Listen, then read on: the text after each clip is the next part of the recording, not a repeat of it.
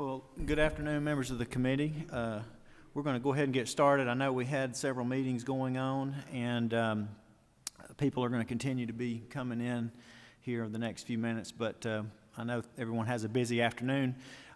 First of all, let's open us in a word of prayer, and Chairman Belton, would you be willing to say a prayer for us this morning?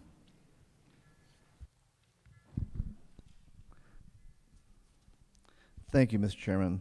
Our Father, who art in heaven, hallowed be thy name. Thy kingdom come, thy will be done, on earth as it is in heaven. Blessed be the Lord, and always to be praised. Amen. All right. Well, with no further ado, we have a substitute before us on House Bill 86. And we are working off of LC 364690S, and I will turn it over to our chairman, Chairman Stevens. Thank you, Mr. Chairman, members of the committee.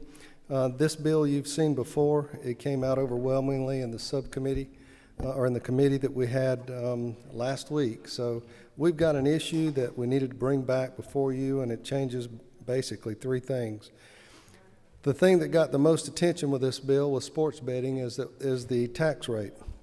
As you know, our adjacent state, Tennessee, has a tax rate of 20. We believe that we ought to be as good as Tennessee and raise the revenue. So this bill moves it from 14 to 20%. And ladies and gentlemen, that's on line 765 of the bill. Stan Gunner's change is to clarify the Title 16 investigations, if you will, was the other change. Problem gambling, that was originally in the bill, would be handled by DDP, and that program essentially would have moved it out of the lottery. Currently, the lottery handles that, so we're going to keep it exactly the way that it is in the bill. Fantasy sports definitions were clarified, and basically, the GLC has 90 days after the passage to promulgate the rules. And that's all it does. The biggest piece that it does from the previous bill is it changes the tax rate from 14 to 20%, which significantly increases the revenue. I'll accept any questions if there are any. All right. Are there any questions on the substitute that we have before us? Yes, Representative Evans. Thank you. Thank you, Chairman. I'm sorry, what line number did you say that was on? The tax rate? Uh-huh. The tax rate is on line 765. Okay, great. Thank you. And so as you and I had discussed there, I had proposed an amendment for the proceeds to go to needs-based aid, but you made a decision, not to include that amendment in this bill. Is that correct? We need to consider that along. One of the issues, this is a bill, and of course the Hope Scholarship is on a merit base. If we move it to a needs base, the question comes up as, well, now do we need a constitutional amendment, because we're truly changing that. Again, as I've spoken earlier, we have another bill that we want to talk about that is a constitutional amendment.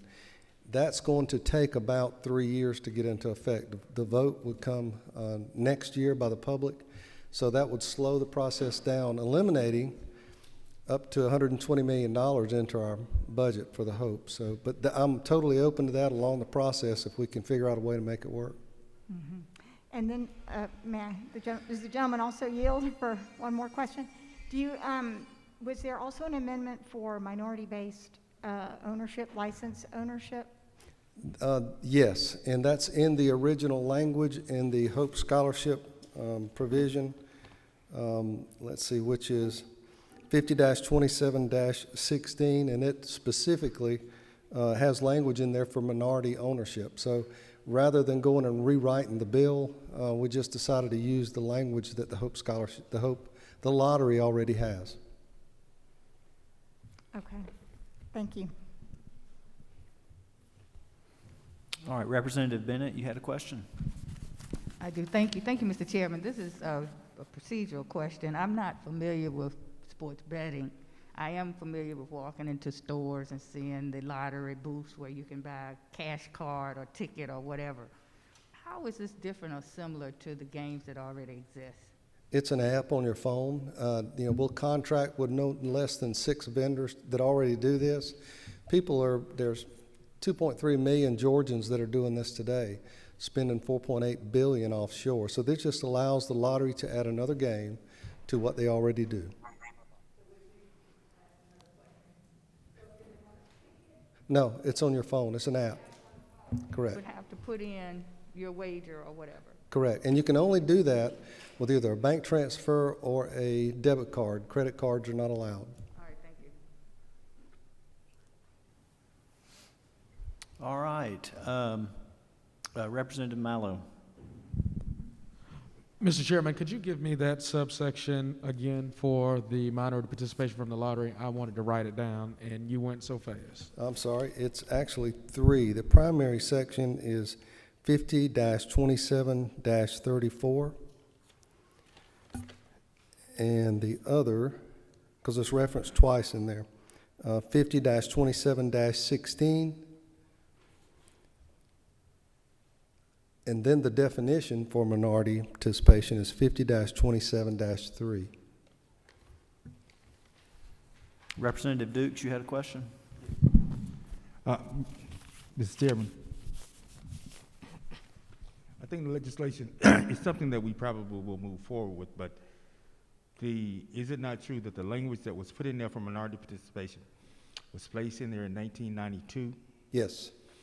Is it further not true that the language that many in this committee, or many in this chamber, would like to have put in is language that reflects the thinking of this legislature and this state, that reflects 2021 language, not 1992 language? I believe this covers it. Honestly, this is and we don't want, here's the problem, we don't want to become conflict with the Lottery Commission in the way that they do this now. So I would ask that we move forward with the minority participation language and that we get this thing moving. Otherwise, we're going to have some issues, Well, timing-wise. would the gentleman further yield? Yes, sir. Go ahead. Yes. Yes. Well, I think the consensus of the majority of the people on this committee would be for the language for this bill to move forward. You have worked tirelessly in trying to get it to a place. But our concern is that as we go through the process, because this is a journey of 1,000,000 miles, and you get it through here, you've done about 500,000, well, 300,000, because it has to go to the rules, and then it has to go to the body, then it has to go to the Senate, and the governor has to sign it. But as we consider going through this process, we would like to see that language that address those concerns at some point on this journey be added. Is that not true? We can keep that in mind, so long as it does not conflict with the lottery's current language as this moves along, and so long as it doesn't require constitutional amendment. As a result of that, I'm open to that. Thank you. Representative Paris. Thank you, Chairman. Thank you, Chairman, for all that you do for us. Will the gentleman yield? Yes, ma'am. I think that you can see that minority participation is a very important issue for us. And the glaring absence of it in the language of this bill is concerning.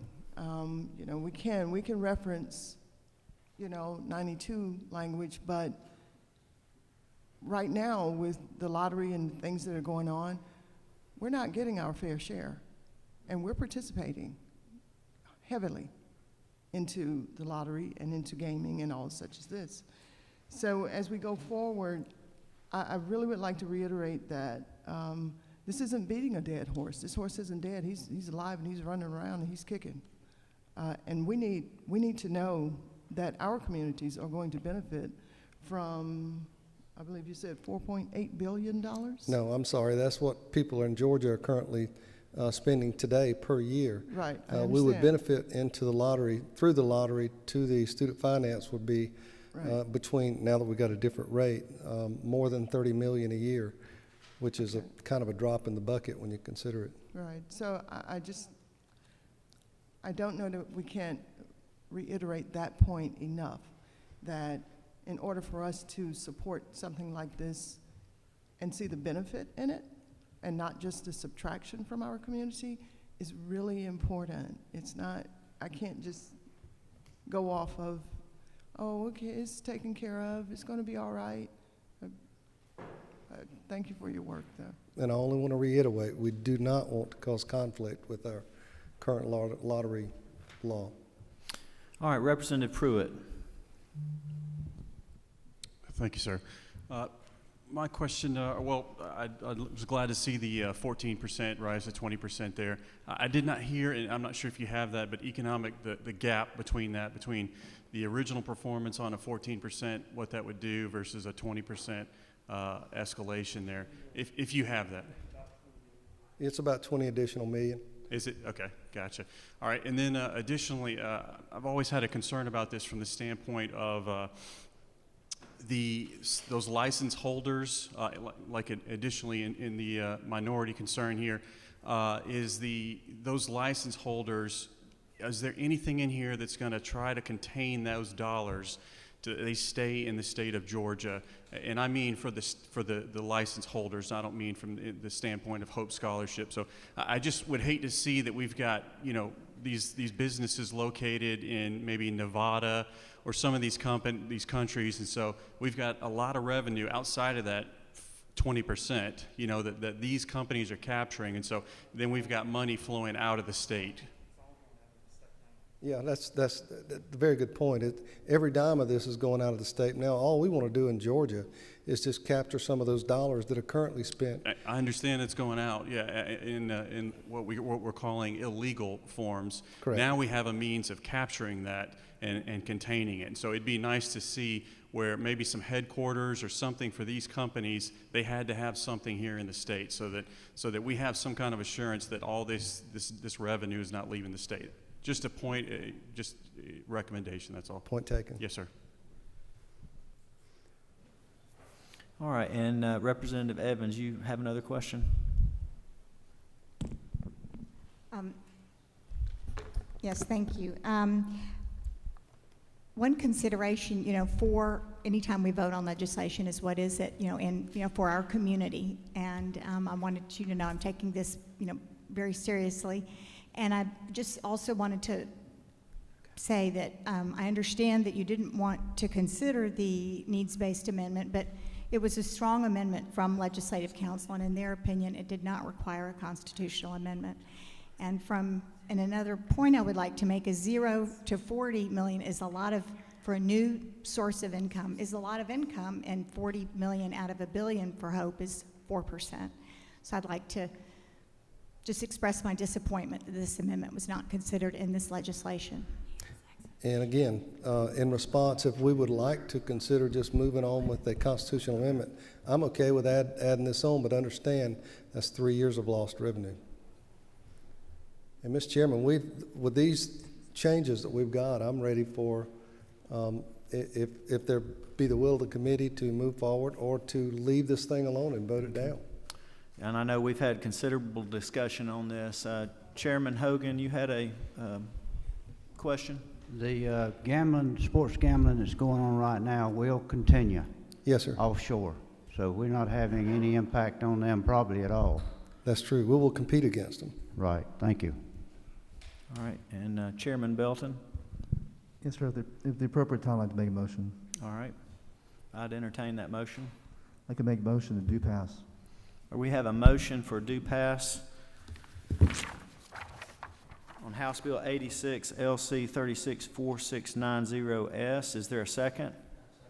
All right, we have a motion and a second, and we, per our committee rules, will go down through a roll call vote. And we have several members online with us today, so I'll start with Representative Allen. Representative Blackman is not here. Representative Burns is not here. Representative Evans? Representative Gunner is absent. Representative Hogan? Yes. Representative Houston? Representative Mallow? Yes.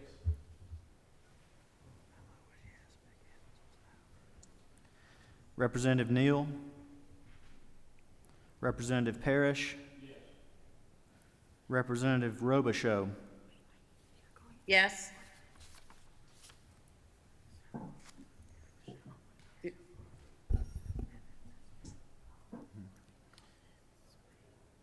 Okay. Representative Belton? Aye. Representative Bennett? Yes. Representative Bonner? No. Representative Burnett? Representative Dempsey? Yes. Representative Dukes? Yes. Representative Gravely? Representative Green? Yes. Representative Hatchett? Representative Hitchens? Representative Holmes? Representative Hobson? Yes. Representative Jones? Representative Lopez? Yes. Representative Marin? Yes. Representative Metz? Yes. Representative Nix? No. Representative Paris?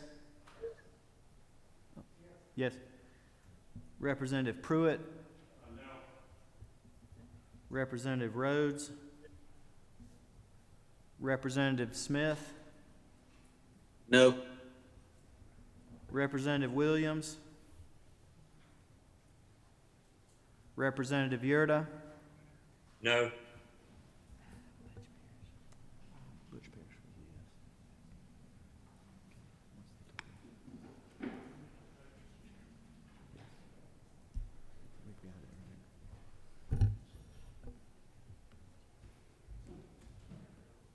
All right. Mr. Chairman, I vote yes. All right, Representative Stevens, duly noted. And with that, the motion carries and the bill moves on back to rules.